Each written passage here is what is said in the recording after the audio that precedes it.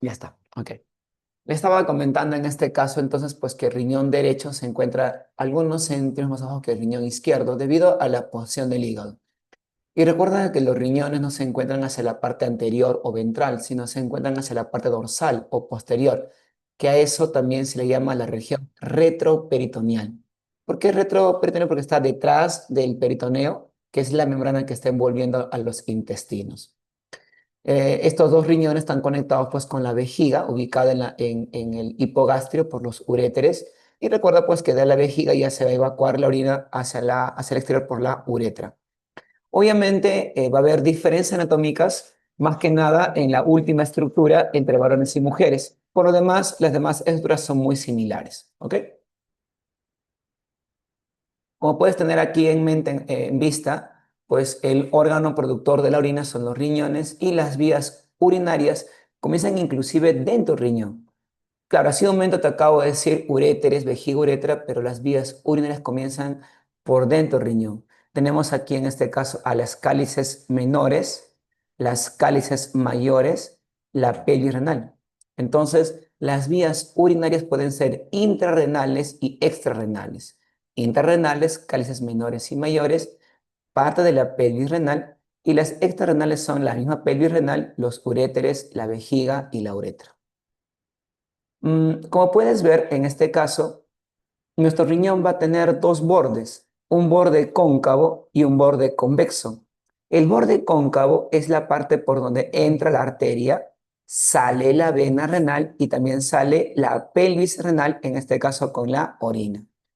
Esto en conjunto tiene un nombre, se llama pedículo renal. Este es el pedículo renal, la estructura que está presente donde en el borde interno o cóncavo del riñón. Este es el borde externo convexo, ¿ok? De nuestro riñón. Acá también se ve la arteria renal, la vena renal y la pelvis renal. Este es el borde cóncavo o interno donde está el pedículo renal. Recuerda que la arteria renal es rama de la aorta y la vena renal desemboca en la vena cava inferior. Sobre la parte superior de tus riñones encontramos a las glándulas suprarrenales. Recuerda que las glándulas suprarrenales van a producir una hormona muy importante en la formación de la orina, llamada aldosterona. Recuerda, la aldosterona no es la única hormona, obviamente, que el riñón produce, perdón, la glándula suprarrenal produce, pero esa aldosterona de la glándula suprarrenal va a sumarse en la formación de la orina en nuestro riñón. Las vías urinarias, al igual que el tubo digestivo, presentan músculo liso para poder en este caso desplazar la orina así estemos echados hacia adelante. Entonces también estos son vísceras. Estas vísceras, que son las vías urinarias, pues van a tener también su músculo liso. Como ya les comenté, los riñones están ubicados en la región retroperitoneal del abdomen. Recuerda que el riñón derecho, ya te comenté, está unos centímetros más abajo que el riñón izquierdo por la posición del hígado.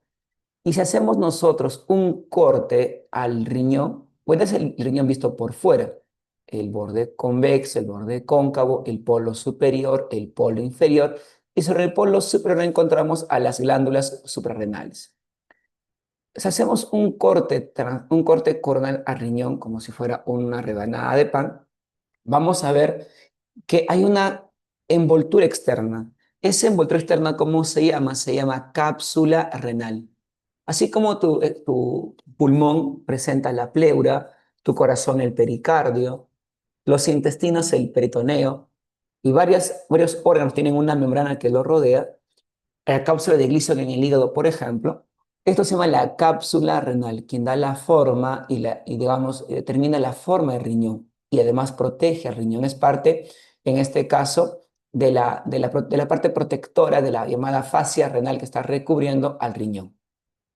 El parénquima del riñón, recuerda que el parénquima hace alusión a la estructura, al esqueleto, por decir así, del órgano. El parénquima renal o el esqueleto estructural del riñón va a tener dos regiones.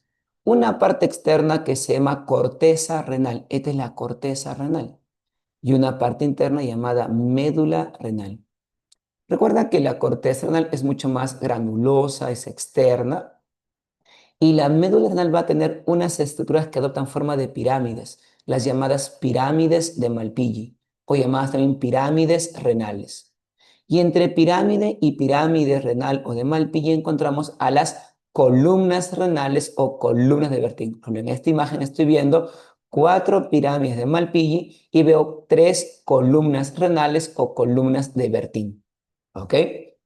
Eh, el riñón va a tener una unidad anátomo-funcional llamado en este caso nefrón.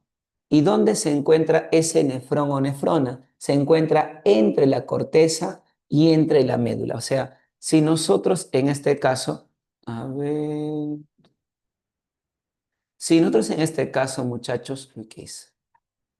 Ujú, ¿qué pasó? Que hice algo mal. Ya, perdón. Mm, Ya creo que no me permite hacer esto. En este caso, por ejemplo, ¿dónde encontramos el nefrón? Encontramos en este nivel, entre la corteza y la médula. Entonces, el nefrón no está solo en la corteza o solo en la médula, se encuentra entre la corteza y la médula. En la intersección de la corteza y la médula se encuentran los nefrones. Más o menos, pues hay en este caso de 1 a 2 millones de nefrones. Y esos nefrones están ubicados entre la corteza y la médula renal. ¿Ok? No lo olvides, por favor.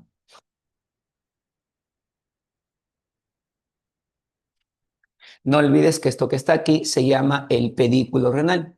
Recuerda que el pedículo renal lo conforman la arteria que entra, la vena que sale y la pelvis que sale con la orina. Bueno, si ya lo hemos comentado, recuerda, hay un polo superior, donde está la glándula suprarrenal, un polo inferior, el borde externo convexo y el borde interno o cóncavo. Y ahí recuerda, se encuentra el pedículo renal, arteria renal, más vena renal, más pelvis renal en este caso. Por ejemplo, aquí estamos, una pregunta, pero están viendo la pantalla. ¿Cuántas pirámides de Malpighi ven en esta imagen? ¿Cuántas pirámides de Malpighi ven en esta imagen? A ver, me ayudas, por favor?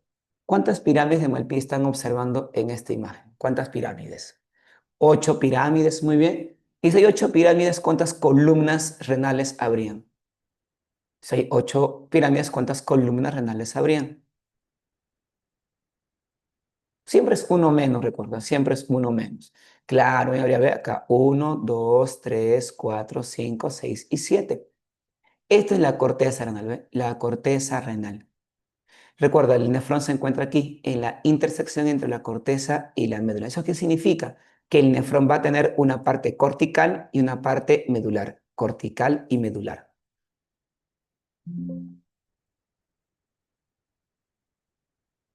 Recuerda que el estroma de nuestro riñón va a estar conformado pues, por la envoltura que contiene tejido adiposo, tejido conectivo, que es la cápsula renal. Recuerda que el parénquima renal, ya te comentaba, está formado por la corteza renal, donde recuerda se encuentra parte del nefrón. ¿Qué parte del nefrón se encuentra en la corteza renal? El corpúsculo de Malpighi y los tubos contorneados, proximal y distal, al cual también se le llama el laberinto de Ludwig. ¿Y qué encontramos en la médula? Recuerda, la más interna están las pirámides de Malpighi. En esta médula que encontramos el asa de Henle y parte del tubo colector, que también pues el asa de Henle es parte del nefrón. Vamos a hacer un gráfico posteriormente. Pirámides de Malpighi y las columnas de Bertin o columnas renales. Recuerda que tu riñón tu riñón es una maravilla, tu riñón es lo máximo, tiene un montón de funciones. Tu riñón, por ejemplo, permite mantener obviamente la homeostasis del medio interno regulando el volumen de agua y los iones.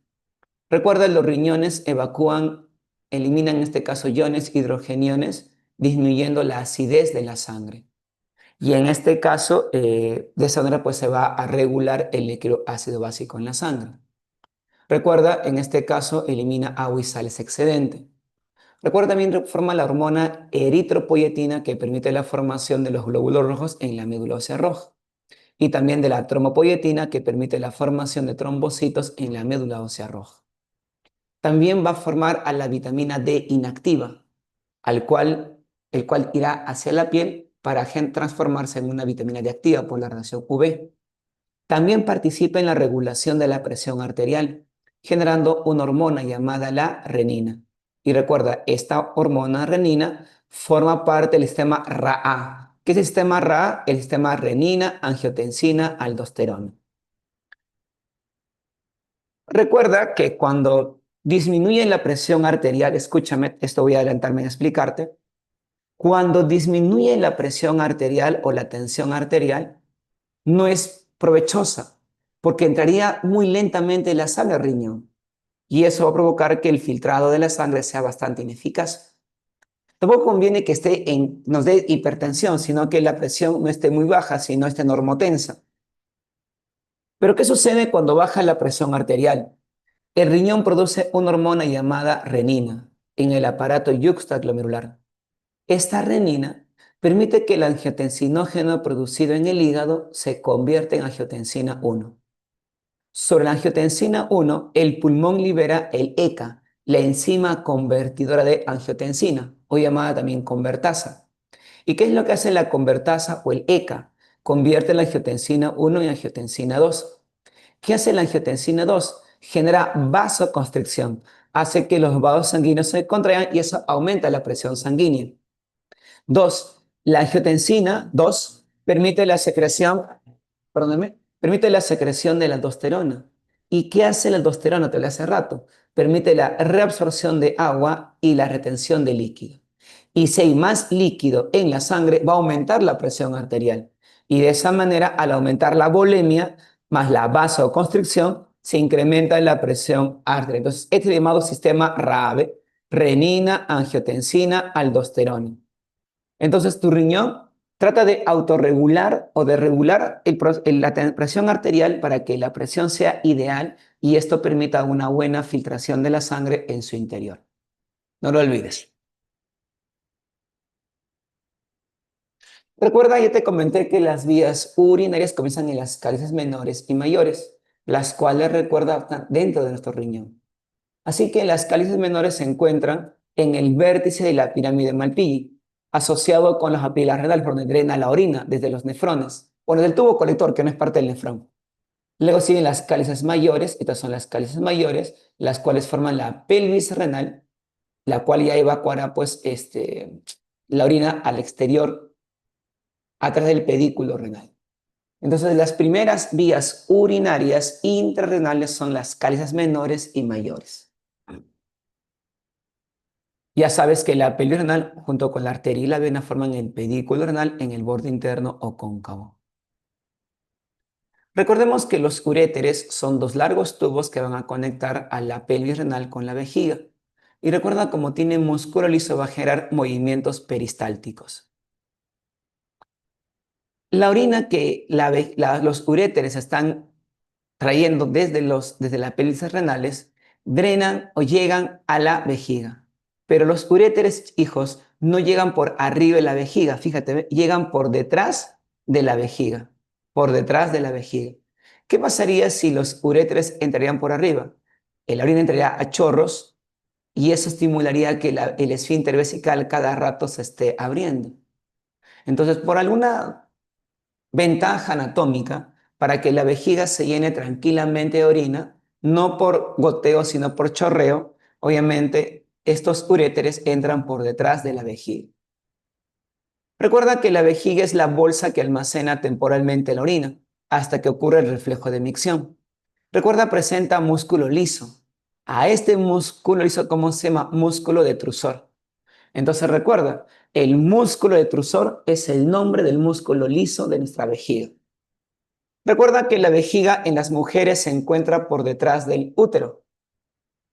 Ah, no, perdón, por delante del útero. En cambio, en los varones la vejiga se encuentra por delante del recto. Entonces es una diferencia no en la estructura, sino en la ubicación. En las mujeres la vejiga se encuentra por delante del útero y en los varones por delante del recto. ¿Ok? No lo olvides. Ahí tenemos los uréteres desembocando por detrás de la vejiga. Ahí tenemos a la vejiga con su musculatura lisa. Y algo importantísimo, hijos. La desembocadura de los uréteres y el vértice del esfínter uretral interno van a formar, en este caso, una pirámide. Y esta pirámide, ¿cómo se llama? Se llama trígono vesical, vesical de vejiga. Trígono vesical. Entonces, ¿qué es el trígono vesical? Es la región que se forma imaginariamente ante la desembocadura de los uréteres y la salida de la orina por el esfínter uretral externo. Este es el llamado trígono vesical en este caso. ¿Ok? No lo olvides, por favor. Luego tenemos en este caso, pues la uretra. Recuerda que la uretra va a tener dos esfínteres.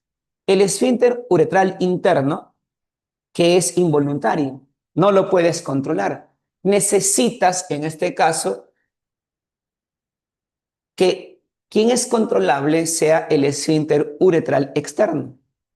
Es por eso que podemos aguantar la micción, porque tenemos un esfínter uretral externo que es voluntario.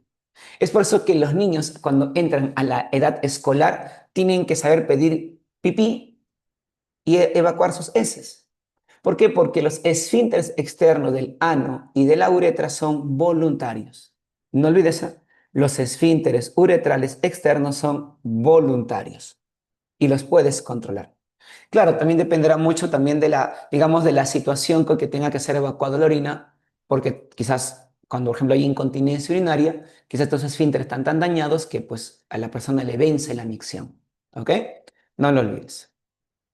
Recuerda que esta es una uretra femenina. Una pregunta, ¿por qué creerán que esta es una uretra femenina? ¿Quién me dice? ¿Por qué podrá ser esto una uretra femenina? A ver, ¿alguno de ustedes? ¿Por qué me dirán que eso es una uretra femenina? ¿Alguna idea? ¿Por qué sin necesidad de ver ahí una vagina, una vulva o una mujer en este caso con sus mamas, puedo asegurar que es una vejiga de mujer? Muy bien por su longitud. Porque la uretra femenina es cortísima. Mide entre 4 a 6 centímetros. Bastante corta esa uretra femenina. Y algo importantísimo. El tejido epitelial de las vías urinarias es un epitelio polimorfo o de transición, o llamado también urotelio. Urotelio. Tú le puedes llamar de muchas maneras. Urotelio, epitelio de transición o polimorfo. Este epitelio, recuerda, está recubriendo las vías urinarias, excepto la uretra masculina en este caso. ¿Ok? Aquí tenemos en este caso la uretra. Recuerda que la uretra es un conducto que permite por fin evacuar la orina al exterior, ¿ve? Y la uretra es muy larga en el varón. Se inicia posterior a la vejiga y acaba en la punta del pene, en este caso, en el glande. Eso sería la uretra masculina. La uretra masculina pues mide entre 16, 12 a 16 o hasta 20 centímetros, va a depender obviamente de la longitud del pene también y como también desde la parte inicial. Pues todo esto se llama uretra. Ojo, la uretra no solo está en el pene, está atravesando parte de la próstata o recibiendo drenaje de la próstata en este caso y viene desde la vejiga. Entonces, mientras que la uretra masculina es mucho más larga, la uretra femenina es bastante corta. Mientras que la uretra femenina presenta el epitelio polimorfo, el epitelio de la uretra masculina es de diferente composición. Recuerda que mientras que la uretra femenina evacúa solamente la orina a través del meato urinario en la vulva, el varón expulsa por su uretra tanto el semen como la orina. Y esto va a depender mucho pues, de la actividad que está llevando a cabo. Nunca se debe evacuar pues, ambos a la vez, sería imposible eso. Pero sí se puede evacuar dependiendo de los esfínteres que están regulando a nivel de la próstata o a nivel de la vejiga. Ahí también tenemos la uretra prostática, la uretra membranosa y la uretra esponjosa. Eso, recuerda, está atravesando, en este caso, a nuestro órgano sexual, obviamente. ¿Ok? Ahí está, ¿ve? La vejiga se encuentra por delante, ¿ve? Por delante del útero. Y aquí la vejiga se encuentra, ¿ve? Por delante, en este caso, por delante del recto. ¿Ok? Por delante del recto. Recuerda que la unidad anátomo-funcional de nuestro riñón es el nefrón o nefrona. Y recuerda que este nefrón solo se encuentra en riñones metanefros. ¿Y qué animales tienen riñones metanefros? Nosotros los mamíferos, las aves y los reptiles. Recordemos que parte del nefrón se encuentra en la corteza, ¿te acuerdas? En un momento te comentaba, y otra parte se encuentra en la médula renal. ¿Qué porción, en este caso, qué porción del nefrón se encuentra en la corteza renal? El corpúsculo de Malpighi y los tubos contorneados. ¿Qué parte del riñón se encuentra en este caso del nefrón en la médula? El asa de Henle. El asa de Henle y el tubo colector. Pero recuerda que el tubo colector no es parte del nefrón, está asociado al nefrón. Entonces, aquí vemos nuevamente. A ver. Allá. Entonces, todo esto que está en este caso hacia arriba será la llamada corteza. Esta es la llamada corteza renal. ¿Ok? La corteza renal. Y esto que está hacia abajo sería la médula renal. Y como puedes ver en este caso, en la corteza que se encuentra el corpúsculo de Malpighi, el tubo contorneado proximal y el tubo contorneado distal. El famoso, recuerda, laberinto de Ludwig. ¿Y qué se encuentra en la médula B? El asa de Henle, que es parte del nefrón, y esto que no es parte del nefrón, llamado tubo colector. ¿Ok? Así que es importantísimo que tengamos en cuenta los cuatro componentes de nuestro nefrón.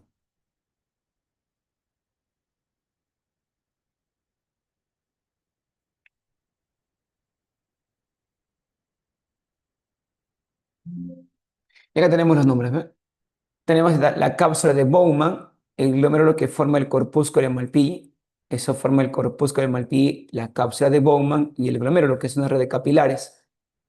Luego tenemos al tubo contorneado proximal o TCP, al tubo contorneado distal, perdón, al asa de Henle y al tubo, en este caso, contorneado distal. Entonces, eso recuerda, es parte del nefrón. Así que nuestro nefrón va a tener cuatro regiones: corpúsculo de Malpighi, tubo contorneado proximal, el asa de Henle y el tubo contorneado distal. Recuerda que esta estructura no es parte del nefrón, pero ayuda muchísimo en la formación de la orina. Entonces, no es cierto que solo el nefrón forma orina. El nefrón, claro, participa activamente, pero donde se acaba la formación de la orina es esta estructura llamado tubo colector o tubos de Bellini en este caso.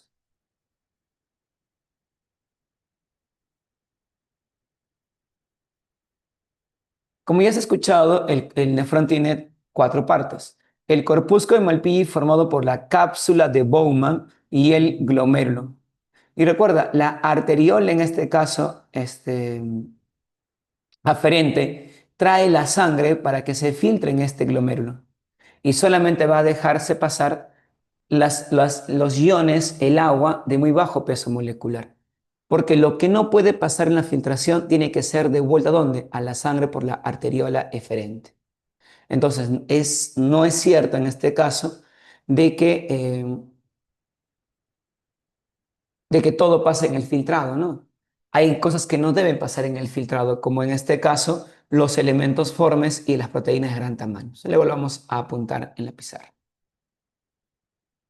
Ahí tal vez un extremo dilatado, se refiere a la cápsula de Bowman, envuelve al glomérulo y recuerda, pues, ayuda a regular, pues, el paso número, en este caso, ayuda a regular, ¿no? El paso de la sangre por el glomérulo renal. Como ya te comenté, el glomérulo es una red de capilares donde, recuerda, se va a llevar a cabo la filtración de la sangre. La filtración específicamente de la sangre ocurre en el glomérulo. ¿Por qué? Porque tiene una red de capilares, una red, en este caso, de vasos sanguíneos muy pequeños, por donde, recuerda, se da la filtración de la sangre. ¿Ok? Tener en cuenta eso.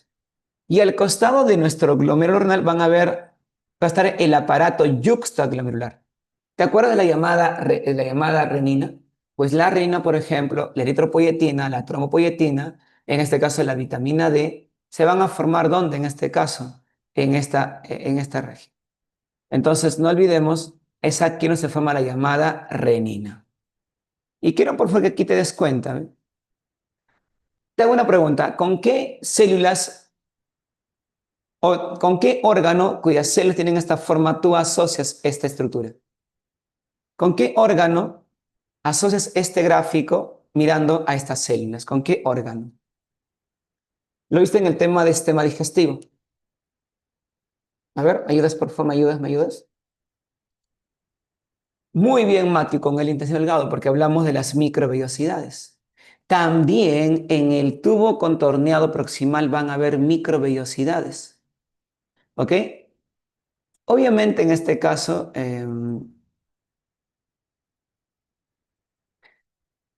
eso va a ser muy importante para que el tubo contorneado proximal lleve a cabo sus funciones.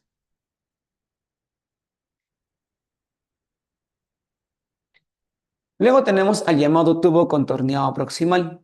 Recuerda que presenta un epitelio simple cúbico, no es simple cílico como en el intestino delgado, es un epitelio simple cúbico. Pero este epitelio simple cúbico que va a tener, microvellosidades, que en conjunto lo forman ribete en cepillo o chapa estriada. Entonces, no olvidemos que en este caso, el tubo contorneado proximal, recuerda que se presenta microvellosidades, en este caso microvellosidades, o también recuerda borde cepillo para poder permitir la absorción en gran escala en este lugar.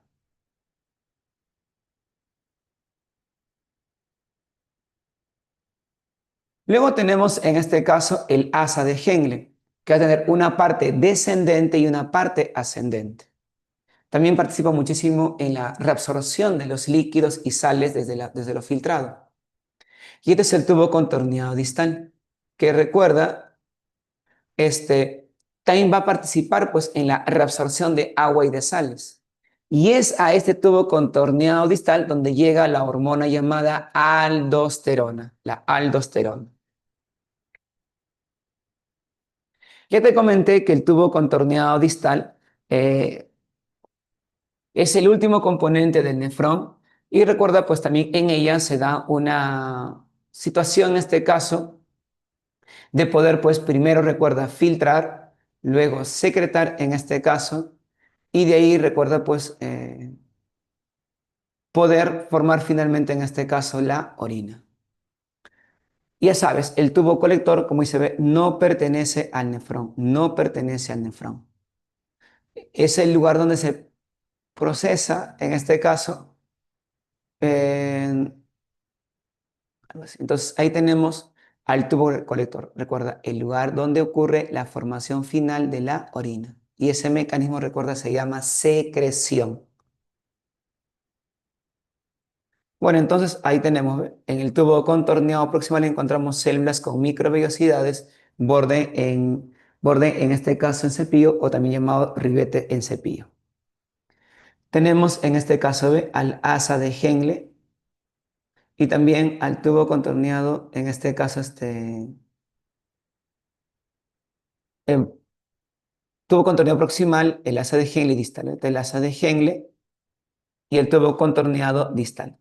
Ya sabes, esta última región llamado conducto colector o tubo colector no es parte del nefrón, pero sí participa en la reabsorción tubular y en el último paso llamado secreción, en este caso tubular. Ya está. A ver, seguimos por acá. Esto es lo que te decía acerca del aparato yuxtaglomerular. Recuerda que en este aparato yuxtaglomerular se forman, por ejemplo, ¿ve? Se forma la renina, por ejemplo, se forma la eritropoyetina, se puede formar también en este caso la trombopoyetina, como también la formación de la vitamina D inactiva en este caso. Entonces, todo eso, recuerda, se forma en el aparato yuxtaglomerular. ¿Y por qué se llama de esa manera en este caso? Porque la palabra yuxta significa al costado del glomérulo, para poder ayudar a regular la presión arterial, por ejemplo.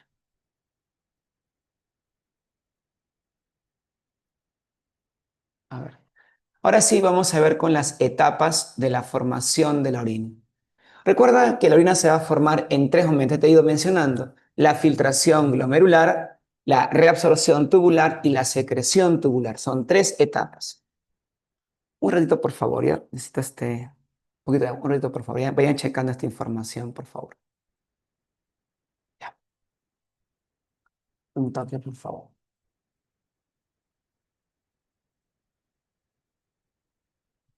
Hora introductoria.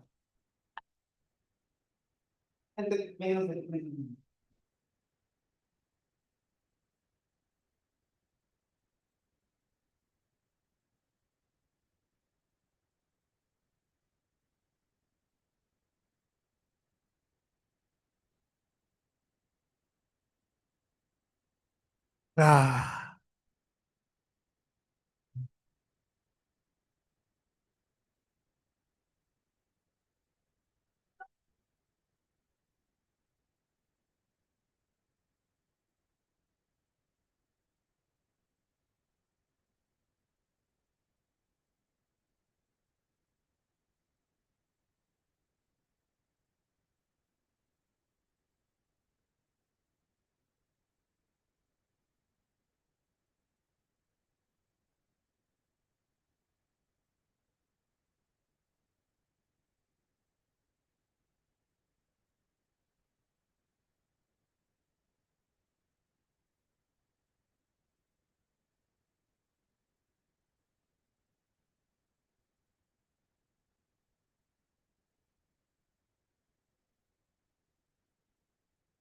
muy bien, chicos, gracias.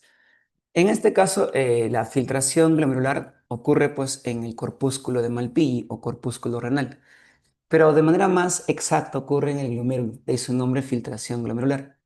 ¿Por qué ocurre esto en el glomérulo? Porque recuerda, el glomérulo presenta una red de capilares.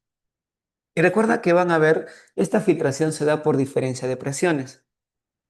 Va a haber una presión a favor de la filtración, que es la presión de la sangre, la presión hidrostática glomerular, y van a haber también presiones en contra, las cuales en este caso van a eh, oponerse a la filtración, pero es necesario para que ocurra una presión efectiva de filtrado. Es la presión capsular generada por el líquido que se encuentra dentro de la cápsula de Bowman. También está la presión coloidosmótica, que se debe a las proteínas llamadas alúminas que retienen el líquido. Entonces, la diferencia de todas las presiones van a determinar la presión efectiva de filtrado. Esa presión que va a permitir en este caso la filtración de la sangre como tal. Y como estás viendo en la imagen, querido estudiante, no todo pasa en el filtrado. Hay cosas que no deben pasar en el filtrado. ¿Qué no pasa en el filtrado? Los elementos formes. Nunca debe pasar por aquí glóbulos rojos, ni plaquetas, ni glóbulos blancos, ni proteínas de gran tamaño. Esas son rápidamente devueltas. ¿A dónde? A la arteriola eferente. Recuerda, la sangre ingresa por la arteriola aferente, se filtra y lo que no debe pasar regresa a la arteriola eferente. Entonces, ¿qué cosas no pasan en el filtrado? Eso viene en admisión alguna vez. Los elementos formes y también las proteínas. Lo demás sí pasa. Sea útil o no, igual pasa. Y lo que es útil luego se reabsorbe pues a la sangre. La tasa de filtrado que ocurre día a día es de 180 litros por día o de 125 mililitros por minuto. O sea, al día se filtran 180 litros de sangre en promedio. Pero ninguno de ustedes se evacúa pues 180 litros de orina. Es por eso que gran parte de lo filtrado es devuelta a la sangre nuevamente. Para ser más exacto, el 99%. Ese evento, recuerda, se llama reabsorción tubular. Recuerda que la reabsorción tubular es la recuperación de los componentes del plasma, porque lo que pasa por aquí en este caso solamente es plasma, ya no es sangre, solamente es plasma. Entonces, el 99% del plasma tiene que ser devuelto a la sangre. Un 65% se reabsorbe en promedio en el tubo contorneado proximal, un 15% en el asa de Henle, un 10% en el tubo distal y un 9% en el tubo colector, que recuerda no es parte del nefrón, pero colabora con este proceso. Recuerda que en el tubo contorneado proximal se reabsorbe el 65% de agua, el 100% de glucosa y aminoácidos, proteínas de bajo peso molecular y gran cantidad de iones. Y algunos iones que son de desecho son llevados a los capilares peritubulares. Estos, recuerda, son los llamados capilares peritubulares, ¿eh? Así que lo que se reabsorbe, lo que tendría que ser evacuado luego, se encuentra temporalmente en estos capilares peritubulares, hasta que sean drenados al tubo colector y se evacúe en la orina. Pero no me adelanto, volvemos nuevamente aquí. Así que recuerda que estas sustancias son devueltas a la sangre hacia los capilares peritubulares. Así que si me dicen, ¿por qué el tubo contorneado proximal reabsorbe gran cantidad de agua y un montón de sustancias? Porque recuerda, ¿qué cosa presentaba? Microvellosidades al igual que el intestino delgado. Pero aquí recuerda, el epitelio es simple cúbico en este caso. Así que recuerda que el epitelio en este caso simple cúbico con microvellosidades está presente en el tubo contorneado proximal. Luego tenemos el asa de Henle, donde se reabsorbe el 15% de agua y una buena tanda de urea. En el tubo contorneado distal se reabsorbe el 10% de agua y es aquí donde llega la hormona aldosterona proveniente, recuerda, de la glándula suprarrenal. Recuerda en este caso que esta hormona, ya lo hablaba hace rato, permite la reabsorción de sodio y a la par la retención de líquidos. Y eso, recuerda, permite aumentar la presión arterial. ¿Ok? La presión arterial. Y en el tubo colector se reabsorbe el 9% de agua y algunos iones adicionales. ¿Y quién permite la reabsorción del agua en el tubo colector? La vasopresina o antiurética formada en el hipotálamo. Esta hormona, al llegar al tubo colector, va a hacer que el tubo colector absorba lo más que se pueda del agua. Y de esa manera se va a evitar la diuresis en este caso. Entonces, no olvides, es importante en este caso tener en cuenta que en el tubo corredor, a pesar que no es parte del nefrón, se culmina un gran porcentaje de reabsorción de líquido filtrado hacia la orina en este caso. Así que al final de todo el evento, ya sea por acción, por la forma de las células, por transporte pasivo o activo, por acción hormonal en este caso, se da pues la llamada reabsorción tubular. Pero como puedes ver, no se reabsorbe todo, queda una pequeña parte no absorbible. Y es normal que suceda eso, porque esa parte es lo que vamos a evacuar durante nuestras, en este caso, micciones, porque eso es lo que va a formar parte de la orina. Y esa etapa, ¿cómo se llama? Se llama secreción tubular. ¿Y dónde ocurre la llamada secreción tubular? En el tubo colector. ¿Qué sucede? Los desechos de los capilares peritubulares van a llevar nuevamente hacia el tubo colector, en este caso, los desechos, para que el tubo colector permita, en este caso, la formación de la orina y su evacuación hacia el exterior, bueno, hacia las vías urinarias. Entonces, la secreción tubular no ocurre en el nefrón, ocurre en esa estructura tubular que está asociada al nefrón, llamado tubo colector, el tubo colector. Y de esa manera, pues finalmente se estará formándose pues la orina. Ahí tenemos los 5 pasos, ¿ve? O los 4 pasos, perdón. Tenemos la filtración de la sangre y en modo filtración glomerular. La sangre entra por la arteriola aferente, se filtra y lo que no debe pasar es devuelto a la sangre rápidamente, la arteriola eferente, glóbulos rojos, blancos, plaquetas y proteínas. Y lo que pasa por aquí solamente es plasma, recuerda. ¿Quién inicia la absorción de gran cantidad de agua y solutos? El tubo contorneado proximal. Debido, recuerda, a que presenta, en este caso, ¿cómo se llama esto? Ah, las microvellosidades. Luego tenemos el asa de Henle, el tubo contorneado distal y parte del tubo colector. En toda esta región, recuerdo, ocurre el llamado contracción isovolumétrica. Perdón, reabsorción, en este caso tubular. Y recuerda, ya la última etapa se llama la secreción tubular, donde se forma finalmente la orina con los desechos provenientes de los capilares peritubulares. Y lo que se evacúa en este caso es la llamada, en este caso, orina hacia el exterior. ¿Ok? Bueno, hacia el exterior del tubo colector. Si tienes los 3 pasos, ¿ah? La filtración glomerular, la reabsorción tubular y en este caso, la secreción tubular donde finalmente se forma la llamada orina. Recuerda que la orina es una sustancia de pH ligeramente ácido, es más denso que el agua, Recuerda, es un color amarillo, ámbar en este caso, en un normal, pero también dependiendo mucho y la dieta puede cambiar su coloración, ¿ok? Y también el olor también, de hecho. Ya sabes que el componente más abundante de la orina es el agua y luego sigue en este caso como soluto la urea. Recuerda que la urea es el componente más abundante, en este caso en nuestra orina. Pero acá un dato importante. Lo primero que se forma en el metabolismo de proteínas es el amoníaco. Y como el amoníaco es muy tóxico, tiene que irse al hígado para convertirse en urea. Así que la urea que se bota en nuestra orina proviene del riñón, quien se formó a partir del amoníaco. Ahí está, ¿ve? El agua se convierte más o menos, luego sigue la urea y otros componentes más. ¿Ok? Listo. Eso te comenté hace rato. Una vez más, recuerda que el hígado produce el angiotensinógeno. Cuando baja la presión arterial, recuerda la señal se recibe y el aparato yuxtaglomerular formará la renina, quien convierte el angiotensinógeno en angiotensina 1. La angiotensina 1 será convertida por la convertasa o enzima convertidora de, en este caso, de angiotensina, la cual convierte la angiotensina 1 en angiotensina 2. Esta angiotensina 2, ¿qué es lo que genera? Recuerda, genera vasoconstricción y hace que la glándula suprarrenal libere aldosterona.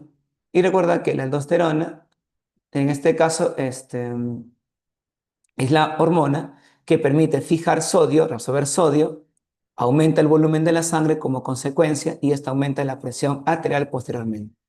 Pero siempre con cuidado, porque si una persona es hipertensa y consume un montón de sodio, podría ser más bien un problema. Y bueno, eso es lo que en este caso te he comentado. Entonces, ¿quién es el más importante en el sistema renina-angiotensina-aldosterona? Pues la angiotensina 2, porque de ella depende que se libere aldosterona y que se retenga en este caso, perdón, se retenga el líquido y por ende aumenta el trabajo en este caso, el trabajo pues de la regulación de la presión arterial. Y bueno, para cerrar la clase, en este caso, recuerda que en la formación de la orina interviene no solamente, como te dije, estructuras celulares como el borde del cepillo en el tubo contorneo proximal o los capilares en el glomérulo, también intervienen hormonas y dos hormonas importantísimas. La antidiurética, la cual, recuerda, permite la reabsorción de agua, principalmente en el tubo colector, completando así la cantidad de agua absorbida para evitar una, en este caso, hiperdiuresis en este caso. Luego tenemos la hormona aldosterona, que recuerda de la hormona que se forma en la corteza suprarrenal, que ya te comenté, permite la reabsorción de sodio de líquidos y luego, pues eso aumenta pues la presión arterial. Recuerda, la aldosterona permite la evacuación de potasio. Entonces, la natremia y la calemia, ¿quién está regulándolo? Esta hormona llamada aldosterona. ¿Qué es natremia? Nivel de sodio en sangre. ¿Y qué es calemia? En este caso, nivel de potasio en sangre o en los tejidos. Entonces, ¿cuán importante es la hormona aldosterona? Recuerda que la antidiurética vasopresina, por ejemplo, puede ser bloqueada por el alcohol. Cuando la gente consume el alcohol bloquea las células receptoras de la vasopresina, haciendo que la persona ebria miccione por montones. O la famosa diabetes insípida. Recuerda que la diabetes insípida en este caso es una enfermedad en este caso generada por la falta de la vasopresina hacia el tubo colector. Entonces, en esta jornada, chicos, de sesión, ya para despedirme, hemos hablado acerca del origen del aparato urinario, sus componentes, la anatomía externa de nuestro riñón, la anatomía interna del riñón. Te he comentado cuáles son las funciones del riñón y te he detallado básicamente qué hacen al incrementarse la presión. En este caso, hemos hablado de cuáles son las vías urinarias, desde lo más interno del riñón hasta lo más externo en este caso. ¿Y qué más? Luego hemos hablado acerca de la estructura, ¿no? De las cálices, la pelvis, los uréteres, la vejiga, no olvides cómo desembocan los uréteres por detrás, el epitelio de transición o polimorfo, la uretra. Hemos hablado del nefrón, su importancia, sus cuatro partes asociadas al tubo colector. Hemos hablado de la cápsula de Bowman, el glomero, el tubo contorno proximal con sus microvellosidades, el asa de Henle, también en este caso el tubo contorneado distal y en este caso, tiene pues el tubo colector, que recuerda, no es parte del nefrón, pero colabora en la formación de la orina.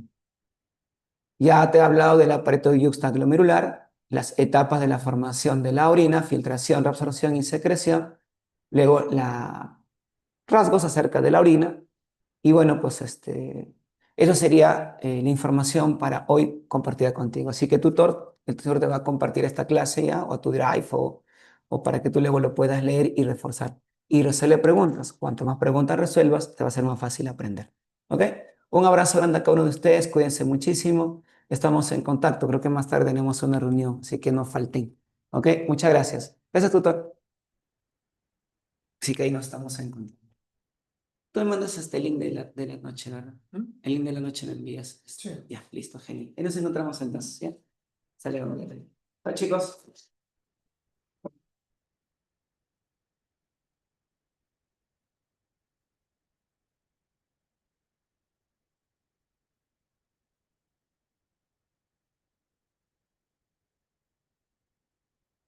Liz.